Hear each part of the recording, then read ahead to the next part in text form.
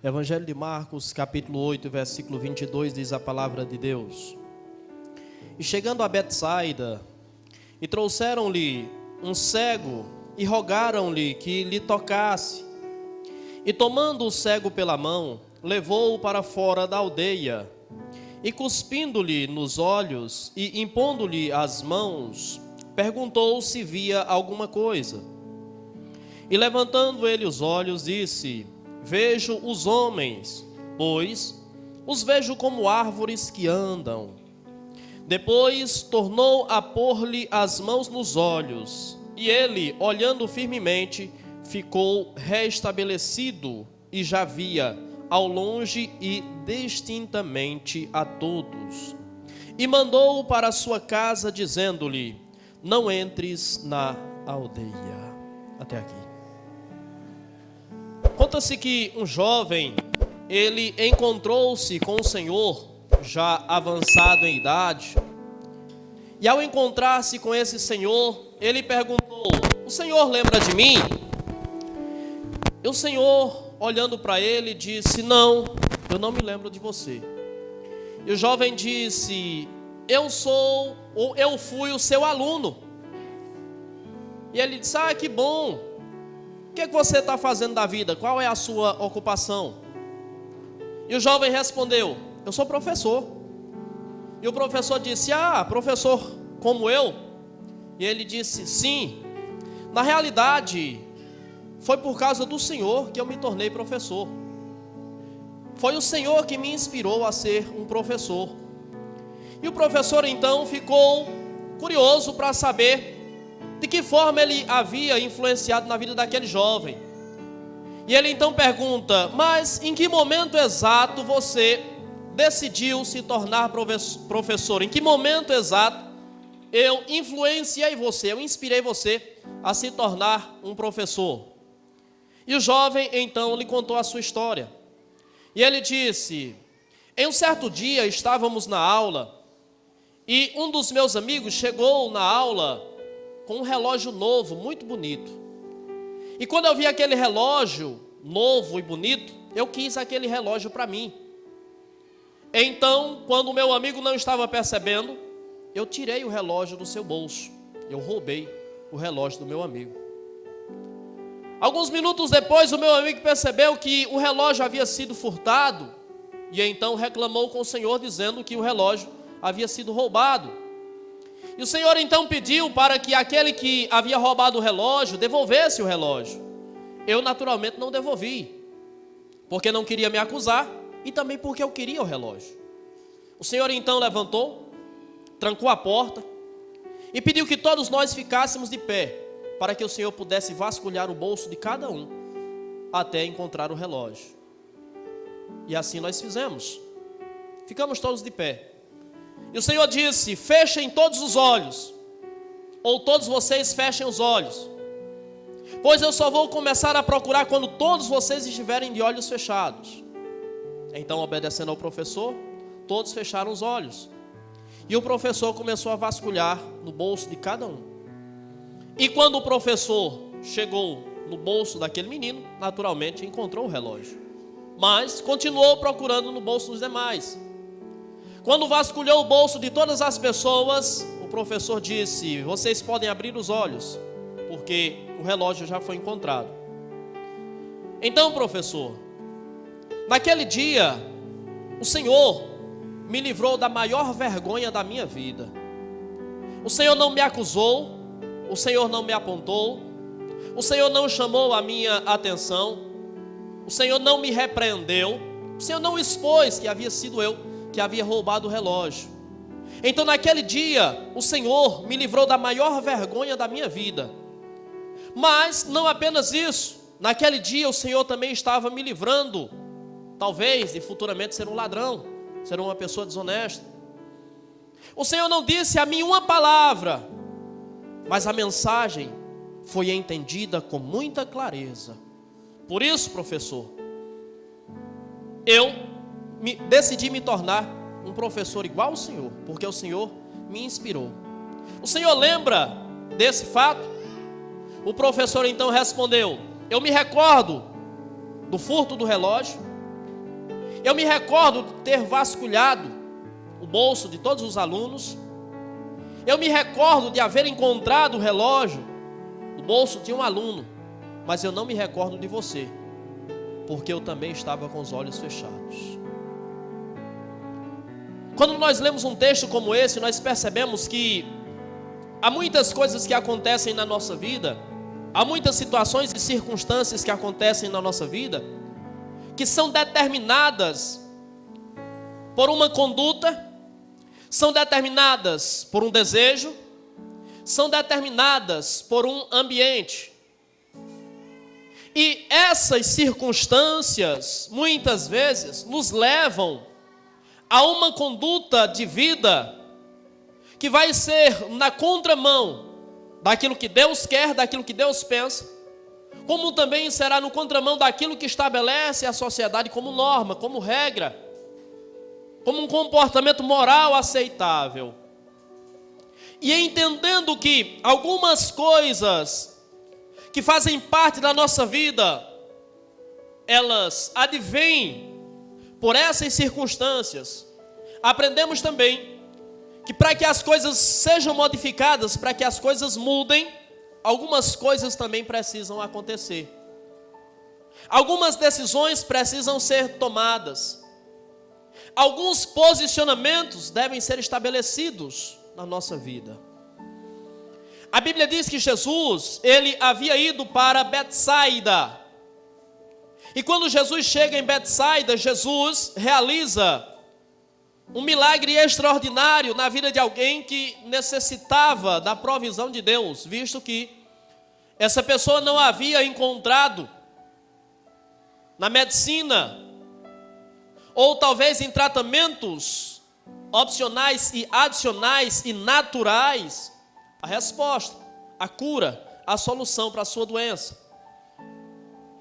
E quando Jesus, ele tem contato com esse homem, a primeira coisa que Jesus faz é tirar aquele homem daquela cidade. É tirar aquele homem daquela aldeia. E aqui nós começamos a aprender algumas coisas com esse texto. Há coisas que fazem parte da nossa vida, as quais nos estão fazendo mal, as quais nos estão impedindo de crescer, as quais nos estão impedindo de experimentar uma vida nova, uma vida transformada, uma vida diferente, que tem imputado sobre nós a mesmice. E há coisas que Deus só fará na nossa vida se nós nos deslocarmos de onde nós estamos, se nós mudarmos o ambiente que nós estamos, se nós mudarmos o ambiente de convivência que nós temos. E eu não me refiro apenas a lugares geográficos, eu não me refiro apenas a lugares físicos, mas eu me refiro a pessoas também com as quais nós nos relacionamos. E esses relacionamentos muitas vezes estão impedindo de Deus fazer algumas coisas que nós esperamos, e além disso, algumas coisas que nós necessitamos, estão sendo impedidas pelo ambiente onde nós estamos habitando, pelo ambiente onde nós estamos convivendo, as pessoas com as quais nós estamos interagindo. Eu pergunto a você, Jesus poderia curar aquele homem no lugar em que ele estava? O que impedia Jesus de curar aquele homem em Betsaida? Será que Jesus teria o seu poder limitado pelo ambiente? Eu tenho dito constantemente que tudo que Jesus faz tem um viés didático. Nos milagres que Jesus realiza, há também a intenção de nos trazer algumas instruções, de nos mostrar algumas coisas, de revelar algumas coisas para nós. E quando Jesus pega aquele homem pela mão e tira daquela aldeia, Jesus estava dizendo: você precisa sair do ambiente em que você está, você precisa sair do lugar em que você está, você precisa sair do meio onde você está. Ou você sai, ou você se desloca, ou você se afasta, ou nada vai acontecer, ou nada vai mudar. Você terá que conviver com essa deficiência para o resto da sua vida. Nós precisamos aprender que existem deficiências em nós, que estão sendo nutridas pelo ambiente que nós estamos. há comportamentos que nós queremos abandonar, mas as pessoas com quem nós convivemos nos induzem a ter tais comportamentos, alimentam tais comportamentos.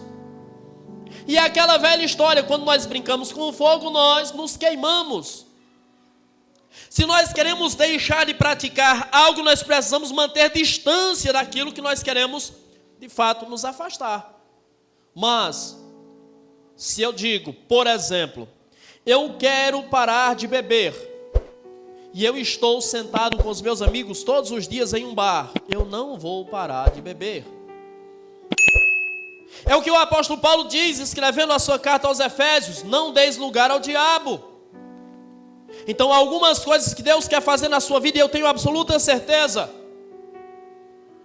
há muitas coisas que Deus quer fazer na sua vida, e essas coisas que Deus quer fazer na sua vida estão sendo limitadas, estão sendo impedidas pelo ambiente em que você está, pelas pessoas com quem você convive, pelo seu círculo de amizades.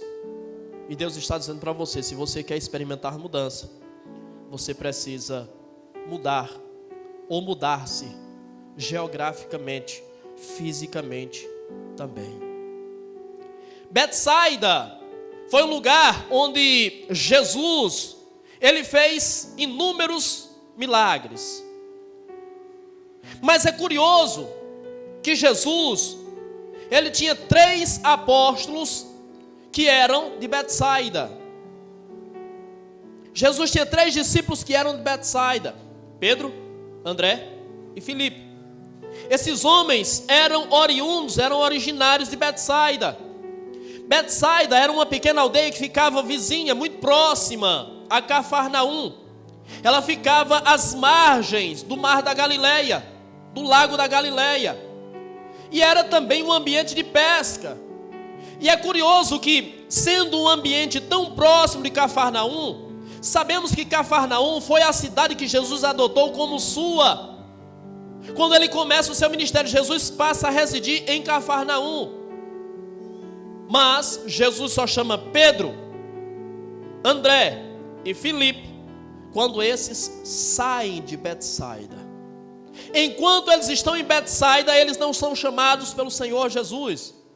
Apenas quando eles saem de Betsaida é que eles se tornam discípulos de Jesus. Então, quando Jesus vai curar um cego, Jesus vê a necessidade de tirar ele daquele ambiente. Quando Jesus vai chamar seus apóstolos, seus discípulos, ele também não vocaciona eles enquanto eles estão em Betsaida. E por que Jesus não vocaciona esses homens enquanto estão em Betsaida? Por que Jesus não cura esse homem enquanto ele está em Betsaida? Quando lemos a Bíblia, percebemos que Jesus traz uma repreensão contra Betsaida. Lendo o Evangelho de Mateus, capítulo 11, a partir do versículo 21, Jesus, ele diz: ai de ti, Corazim, e ai de ti, Betsaida, porque se em Tiro e em Sidom tivessem sido feitos os milagres que foram feitos em você, há muito teriam se arrependido. Ou seja, nesse texto Jesus começa a ensinar por que ele não chamou discípulos enquanto estavam em Betsaida, e por que ele não curou aquele homem enquanto aquele homem estava em Betsaida. Porque Betsaida foi o lugar onde Jesus curou inúmeras pessoas. Betsaida foi o lugar onde Jesus realizou a primeira multiplicação de pães e peixes. Naquela ocasião em que Jesus multiplica 5 pães e 2 peixes, é na região de Betsaida que Jesus está. Betsaida foi o ambiente, foi o local, foi o cenário onde Jesus caminhou sobre as águas. No épico episódio onde Pedro diz: Senhor, se és tu, faz com que eu vá até a ti também. E Pedro então anda sobre as águas. E quando eles, naturalmente, quando eles presenciam Jesus andando sobre as águas, Pedro andando sobre as águas, e eles atravessam o mar da Galileia e chegam a Betsaida, aquele evento se torna conhecido de todos. Então aquelas pessoas conheciam de perto o poder de Deus. Aquelas pessoas conheciam de perto quem era Jesus e o testemunho de Jesus. E mesmo assim, em Mateus, Jesus repreende e diz: se em Tiro e Sidom tivessem sido feito o que foi feito em vocês, há muito eles teriam se arrependido. Ou seja, aqueles homens rejeitaram Jesus. Por que as coisas não aconteceram em Betsaida? Porque aqueles homens rejeitaram Jesus. Quando o homem rejeita Jesus, o homem por ele também será rejeitado. Quando o homem rejeita os discípulos de Jesus, o homem será por Jesus também rejeitado. Jesus nos deu uma ordem e disse: ide por todo o mundo, pregai o evangelho a toda criatura, ensinando-os a obedecer a tudo que os tenho ordenado, batizando-os em nome do Pai, do Filho e do Espírito Santo. Porém Jesus diz: quando você chegar em uma casa ou em uma cidade e você for acolhido, lá fique. Mas quando você for rejeitado, saia e bata o pó das suas sandálias, e nem o pó daquele lugar leve nas suas sandálias. Quem aceita Jesus em um ambiente, quem recebe Jesus em um ambiente, será recebido por ele. Mas quem rejeita Jesus, por ele também será rejeitado. E naquele dia, Jesus diz que essas cidades que não viram milagres, que não desfrutaram de milagres, terão menos rigor no seu julgamento do que esses ambientes onde ele fez milagres e maravilhas. Isso aplica-se à nossa vida também, pois aqueles que mais desfrutam dos milagres de Deus e menos dão a ele atenção e menos entregam-se a ele, também serão julgados com mais rigor, também serão julgados com mais peso. Mas aqueles que por ele são beneficiados e a ele se entregam e nos seus braços se lançam, por ele também serão recompensados e receberão a coroa da vida, e receberão a coroa da justiça, e receberão a coroa de glória. Esses homens rejeitaram Jesus, por isso Jesus, ele rejeita esses homens. Por isso Jesus rejeita esse ambiente. E o que é que isso nos mostra? Isso nos mostra que nem todos que são por ele beneficiados, de fato, darão a ele atenção, reconhecerão o que ele fez e se converterão. Está assim de gente aí, que já desfrutou dos milagres dele, que já recebeu a provisão dele. Quando eu digo isso, eu digo que acontece com pessoas dentro da igreja e pessoas fora da igreja, mas que não entenderam o propósito, mas que não entenderam o porquê que ele fez, mas não entenderam o porquê que ele realizou, mas não entenderam o porquê que ele fez o milagre acontecer. O maior objetivo do milagre é abrir os olhos do homem para que ele reconheça quem é Deus, é nos abençoar, mas acima de tudo, tocar na nossa alma e fazer a nossa alma reconhecê-lo como Senhor. Qualquer milagre que não tenha um respaldo espiritual é perca de tempo. Qualquer milagre que não influencie na nossa vida espiritual, na nossa decisão, na nossa posição, na nossa postura espiritual, não vale de nada. Não adianta absolutamente nada.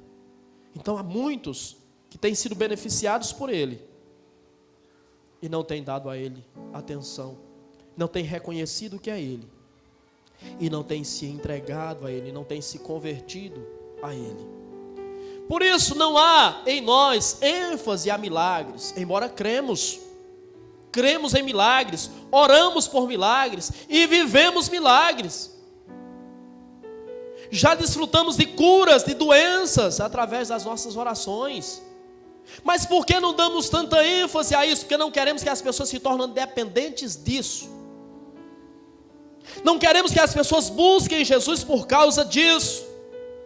O salmista nos diz que ele é aquele que perdoa as nossas iniquidades e nos cura de todas as enfermidades. Então o nosso objetivo primário é que ele perdoe as nossas iniquidades, é que ele cure a nossa alma, é que ele nos sare interiormente, é que ele nos sare espiritualmente, e assim isso transborda para a nossa vida física, isso transborda para a nossa vida natural. Muitos estão sendo beneficiados, poucos estão reconhecendo. Isso é histórico. Há relatos bíblicos que mostram isso. Esse é um exemplo. Há outros. Mas a vida, o cotidiano também tem mostrado isso. Quando Jesus chega àquele ambiente, pegam aquele homem e levam aquele homem até Jesus. E quando levam aquele homem até Jesus, pedem para que Jesus lhe toque. Para quê? Para que ele seja curado. E a Bíblia Sagrada diz que Jesus pega ele pela mão. Qual foi o pedido das pessoas? Para que Jesus lhe tocasse. Quando você pega na mão de alguém, você está tocando essa pessoa? Se eles criam que o homem seria curado apenas pelo toque de Jesus, por que o homem não foi curado quando Jesus pegou na sua mão? Se uma mulher tocou apenas nas vestes de Jesus e foi curada, por que Jesus pegando na mão daquele homem, aquele homem não foi curado? Há coisas na nossa vida, há situações na nossa vida que só mudarão quando nós tivermos um contato mais profundo com Ele. Um toque não será suficiente. Muitas vezes um toque é apenas o primeiro passo para aquilo que Ele quer de fato fazer e para aquilo que Ele vai fazer. Mas não é toda a obra. Às vezes, nós nos dispomos a vir à igreja, ouvir a palavra de Deus, e no meio da palavra, Deus fala conosco, é Ele tocando. E nós sentimos a presença de Deus e nós nos emocionamos. Mas foi um toque.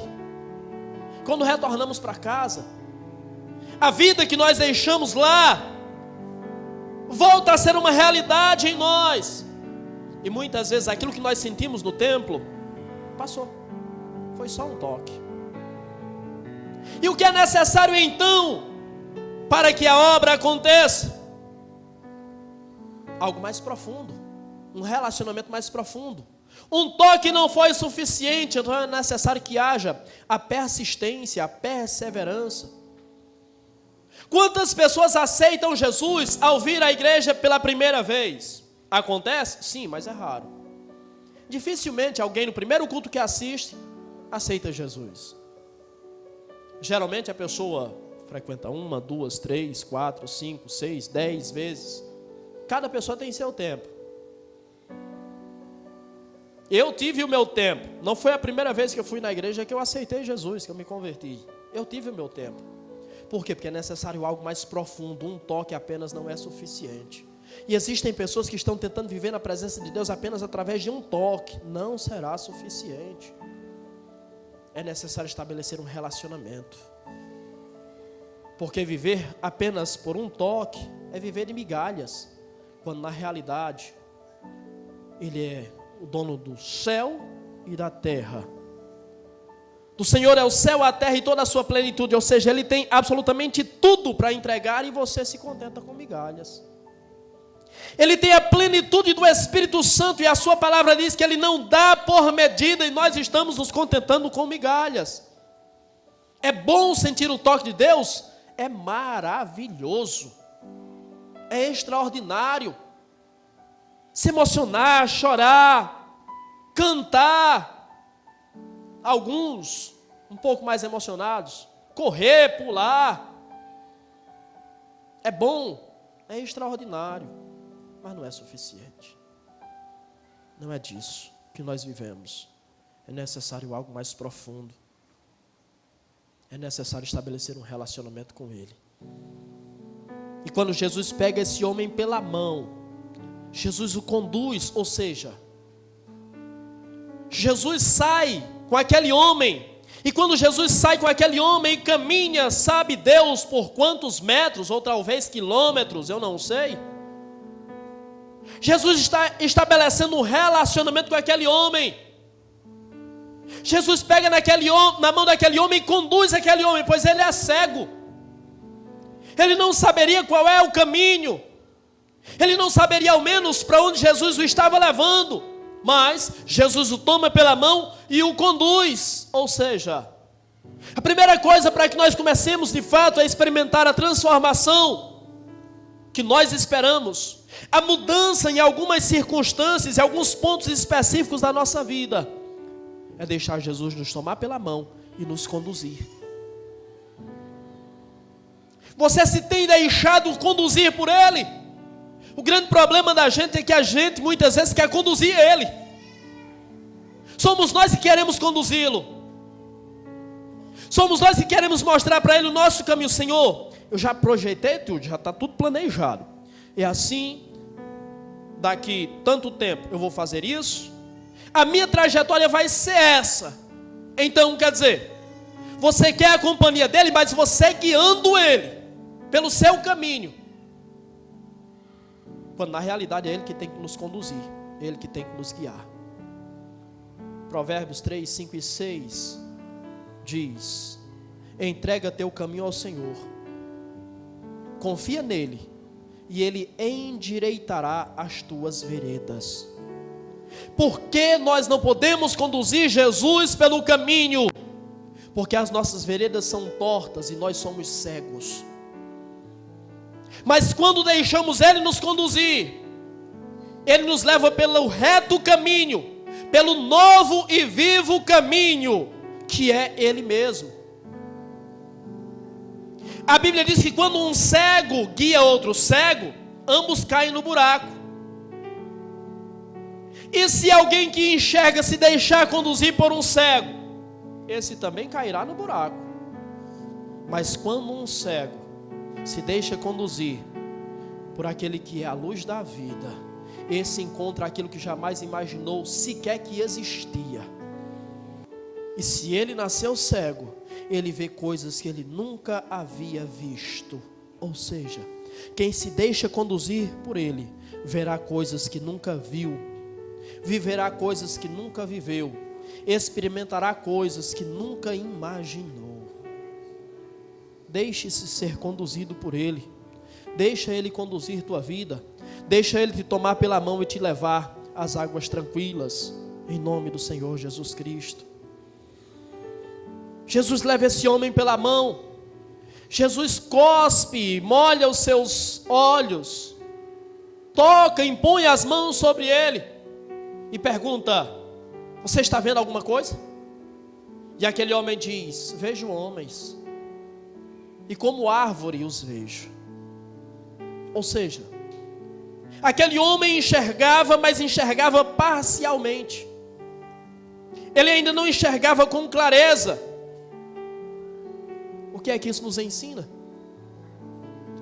Que a restauração na nossa vida, a transformação plena na nossa vida, ela se dará através de um processo.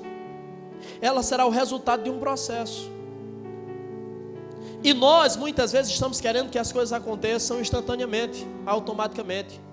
Não queremos passar pelo processo, mas o processo é inevitável. Muitas coisas só acontecerão se nós estivermos dispostos a passar pelo processo. As coisas não vão acontecer instantaneamente. E existe uma razão para que as coisas não aconteçam instantaneamente. Porque não é só mudar a nossa conduta, mas é aprender o porquê que a nossa conduta deve ser transformada.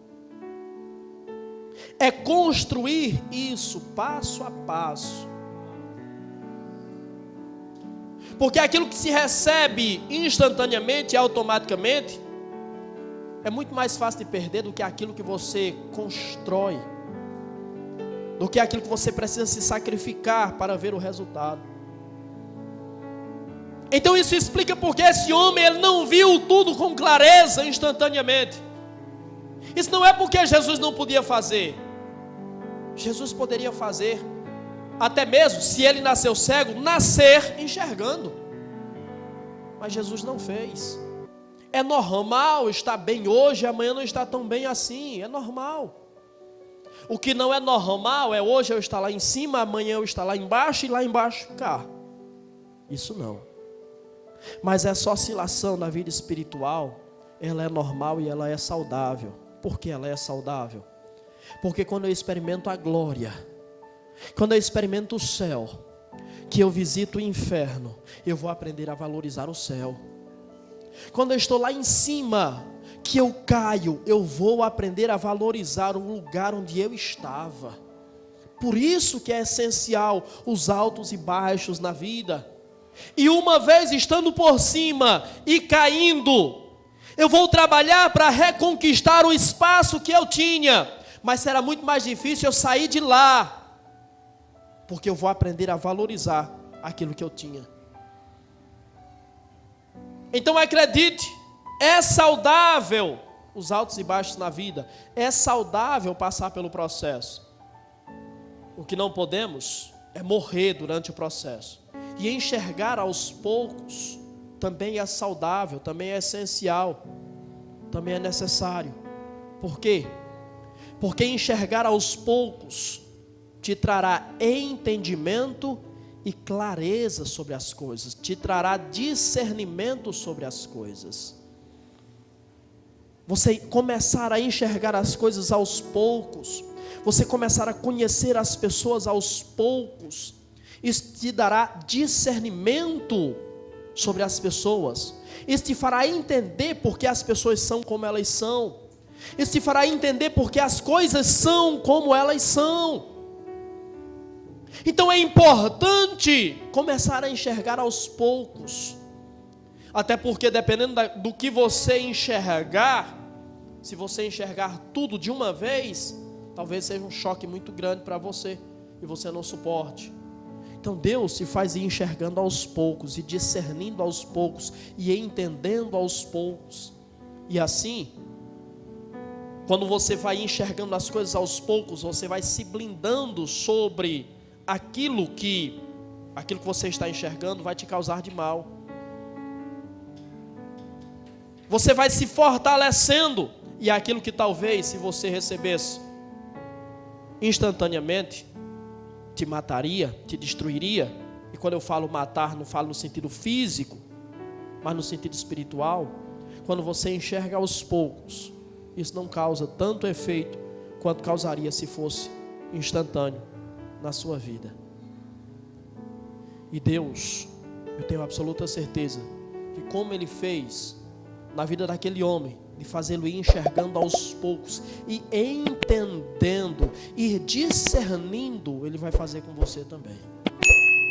Discernir as coisas e discernir as pessoas. Aliás, o discernimento é um dom, discernimento de espíritos.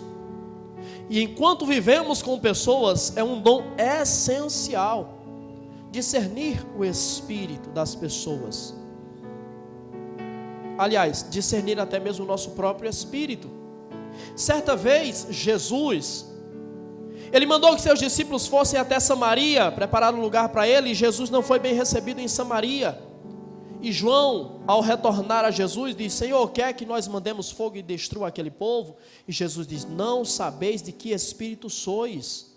Ou seja, Jesus estava dizendo para João: João, você nem ao menos discerne qual é o espírito que você tem, qual é o espírito que habita em você, qual é o espírito que te chamou, qual é o espírito que te vocacionou,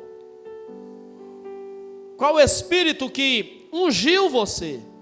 Então o discernimento, ele é essencial no relacionamento com as pessoas, mas é essencial para nós também, para nós discernirmos quem nós somos, para nós aprendermos de fato quem nós somos, enxergarmos a nossa realidade, para que, enxergando a nossa realidade, nós tenhamos mais cuidado e mais critério ao julgar a realidade dos outros. Às vezes nós julgamos, e eu vejo pessoas, às vezes, criticando e falando mal de outras pessoas, de uma forma tão veemente, e quando eu olho para a vida daquela pessoa, a pessoa tem uma vida igual ou pior. Então qual a autoridade que a pessoa tem para julgar a vida do outro? Isso é falta de discernimento, isso é falta de entendimento de quem a pessoa realmente é.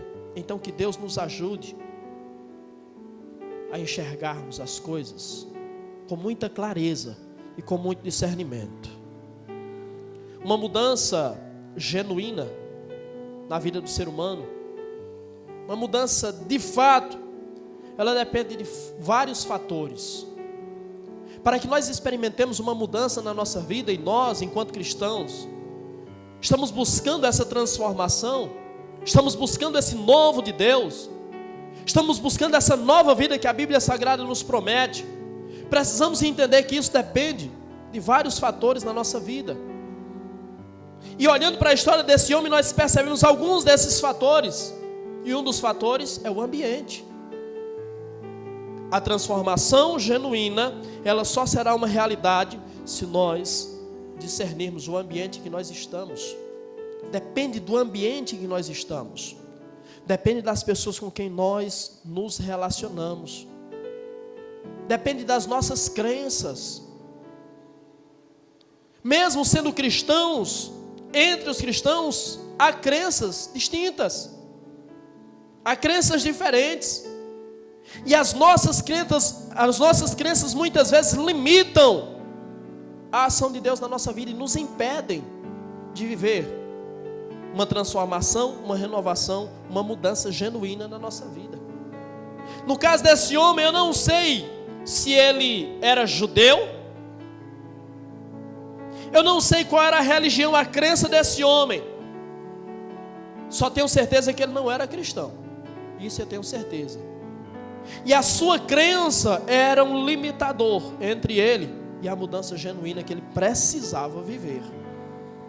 Então o ambiente, as crenças, a distância em que estamos de Jesus, também determina a mudança que nós experimentamos, ou que nós queremos experimentar.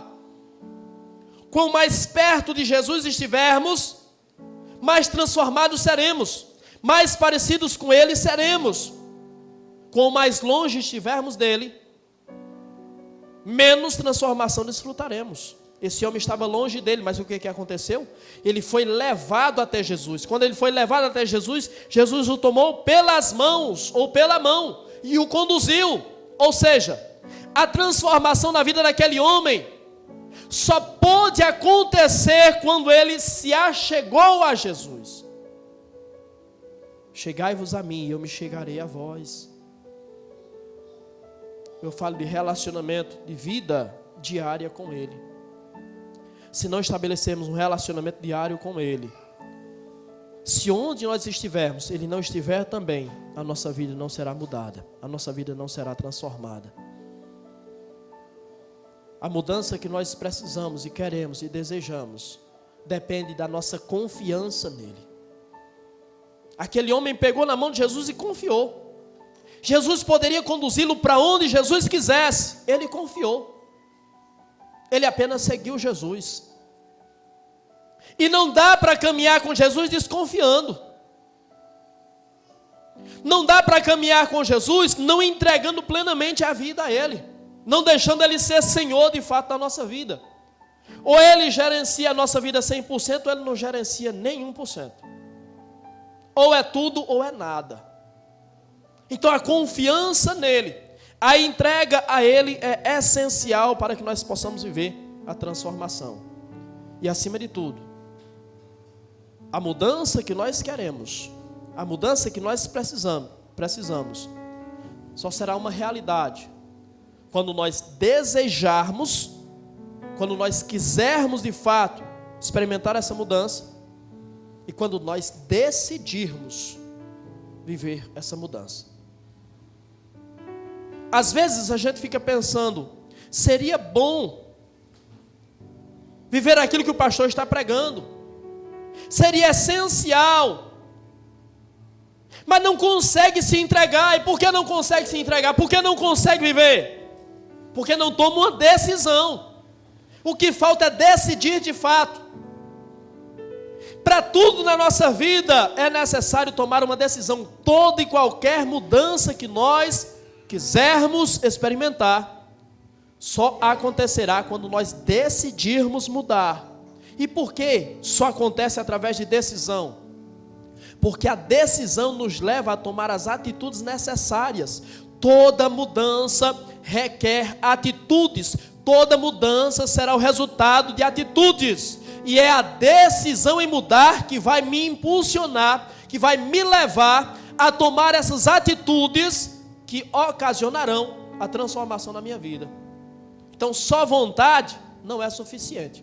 Vontade é o primeiro passo, mas quando eu tenho vontade de mudar, eu preciso transformar essa vontade em uma decisão. Eu vou mudar.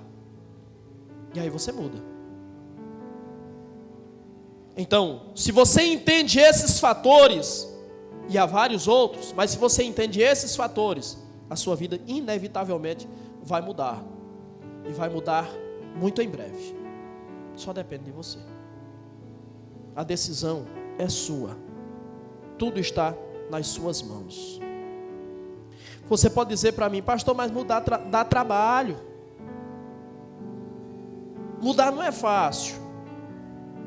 E eu diria para você: talvez dê menos trabalho do que o que você pensa. Deixar de fazer isso, pastor, é muito difícil. Talvez seja menos difícil do que o que você imagina. Decida fazer. Tente fazer. Como é que você diz que algo é difícil se você não tenta? Como é que você diz que algo é difícil se você não se empenha, se você não se dedica? Enquanto você não decidir, enquanto você não se empenhar, enquanto você não se entregar, realmente a coisa vai ser não apenas difícil, mas vai ser impossível, porque você não quer de fato. Nem sempre quando nós dizemos que queremos, de fato nós queremos. Porque quando nós verbalizamos eu quero, aquilo que nós verbalizamos precisa se transformar em atitudes.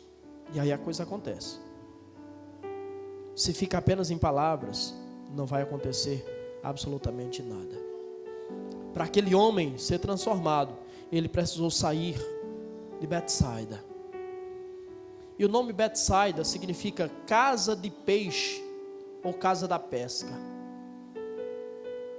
Você precisa deixar de ser peixe para passar a ser pescador. Foi isso que Jesus disse. Foi isso que Jesus ensinou.